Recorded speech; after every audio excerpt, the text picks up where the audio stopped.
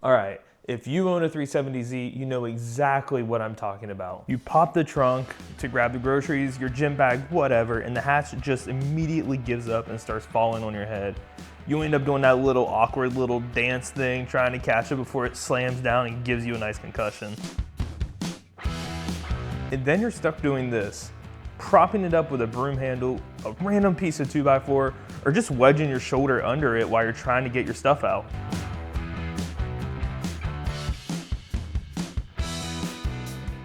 Come on, it's not just annoying, it's straight up dangerous. A giant piece of glass, giant piece of metal trying to guillotine you? That's not how I want my day to go. And don't even get me started on the doors. How many times have you been in the tiniest slope, you open the door and bam, swings right back and smacks you in the shin? If our shins could talk, man, they'd have war stories. But here's the good news. Both of these things is probably one of the easiest and practical things that you can do for your Z. It's not a performance mod, it's not about looks, but it's something you will appreciate every single time you drive your car. So today, I'm gonna walk you through all of it. We're switching out those pathetic, worn out hatch struts, rebuilding those tired door stops, and by the time we're done with all this, you'll never have to worry about a failing hatch or a shin-seeking door ever again. Let's get into it. Those hatch struts are basically little shocks filled with gas, and after thousands of opens and closes, cooking in the summer and freezing in the winter, they just lose their pressure. It's not if they fail, it's when. And hey, if you added an aftermarket spoiler, even a little duckbill, you put an extra weight on those struts that are barely doing their job from the factory.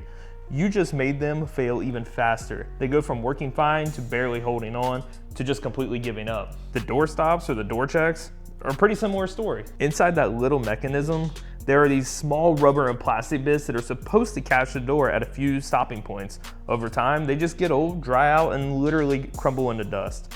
Once they're gone, there's nothing holding the weight of that big heavy door, so it just swings wherever it wants. It's a classic problem on the 350 and the 370Z. And now for the good stuff, the solution. We have some high quality parts here. For the hatch, we've got a set of upgraded Z1 Motorsports hatch struts. These things are super popular in the Z community, and for good reason. They offer a few different pressure ratings. I went with the level 1 high pressure units. They're a bit beefier than stock and perfect for a car with no spoiler or small one. If you're rocking a giant GT wing, Z1's got you covered with a mega high pressure option for all that extra downforce. And wait, for the doors, we're using the Z1 door stopper rebuild kit. Instead of dropping a bunch of money on a whole new OEM part that's just gonna fail again, this kit lets us replace the guts with stronger, more durable pieces for way less cash. It's the smartest way to fix it for good, and you only need one kit to do both doors. But before we start, let's talk tools. You really don't need anything crazy. For this whole job, you're gonna need a 10mm socket, a little flathead screwdriver, and a trim removal tool.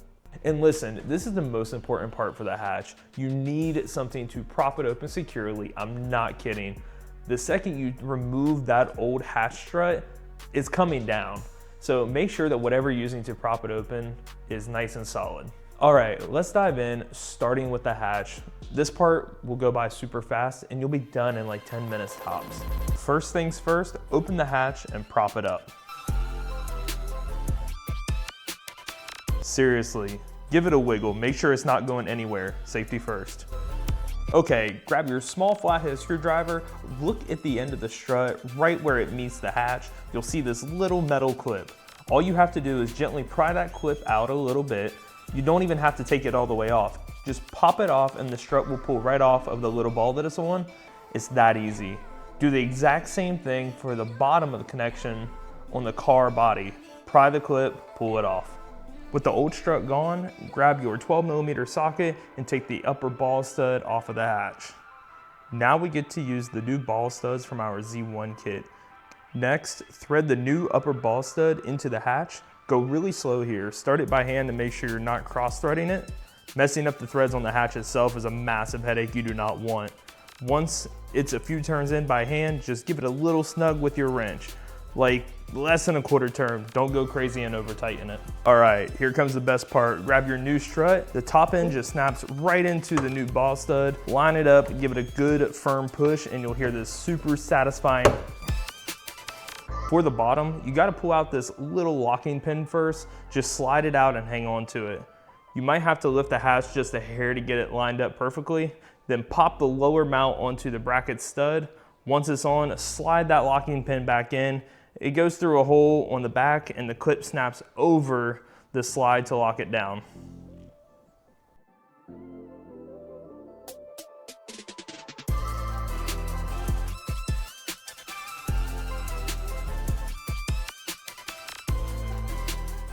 And just like that, one side is done. The best part is the one new strut is so much stronger than the old ones that it'll hold the hatch up all by itself. So you can go ahead and get your prop rod out of the way, just do the exact same thing on the other side, and the hatch is officially fixed.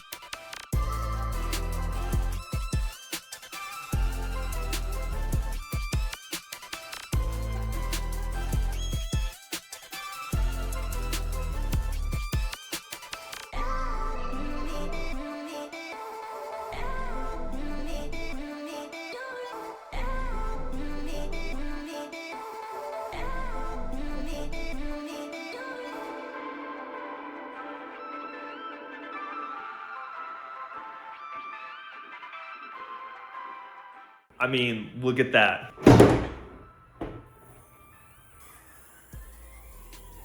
It opens smoothly and it stays there. No more head smacking hazards.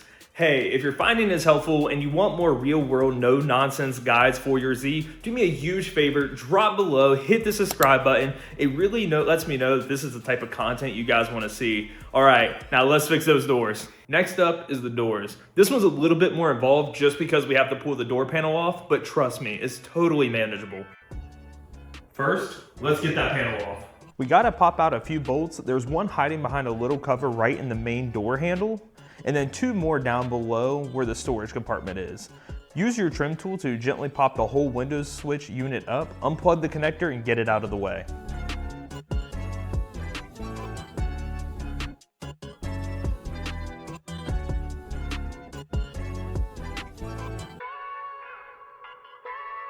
With the bolts gone, grab your door panel tool and just carefully start prying the panel away from the door frame. It's held on with a bunch of plastic clips. Just work your way around the edge and you'll hear them go pop, pop, pop as they let go. Once they're all free, lift the whole panel up and off and then unhook the little cables for the door handle and lock.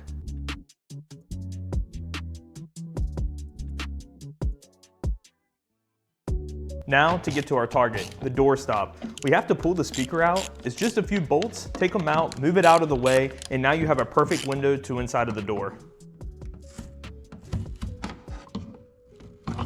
The door stop itself is held in by three 10mm bolts. There's one on the outside of the door jamb that you can see, and then two more on the inner side of the door jamb.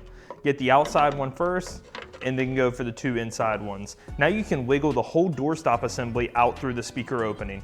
This is the little guy where we're building. See the metal arm in the housing? You shouldn't be able to move it by hand. Grab some needle nose pliers and gently bend back the four little tabs holding the cover on. Pop it open and yeah, look at that. You'll see the old nasty rubber inserts. They're probably all cracked and dried out and literally falling apart. That right here is your whole problem.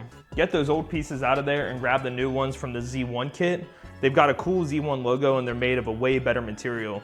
Here's a little pro tip. Hit the new parts with a little silicone spray or white lithium grease. It'll help them slide into the housing without a fight. Put the new rubber pieces in, make sure they're facing the right way, and then use your pliers to crimp the metal housing shut again. Give it a good squeeze, and the arm should be way tougher to move now.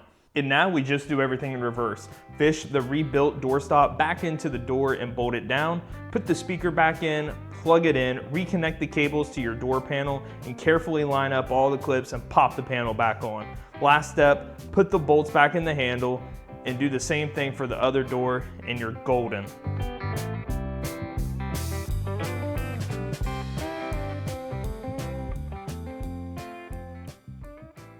And there we have it. Now let's check our work. The hatch, look at that. A little lift and it glides up on its own and holds strong. No more broomsticks, no more head injuries. And the door, listen, click, click. We have a real firm stopping point. It stays put, and even on a hill, no more shin bruisers. We just fixed two of the absolute biggest annoyances of owning a 370Z. And more importantly, we made the car safer to live with every day.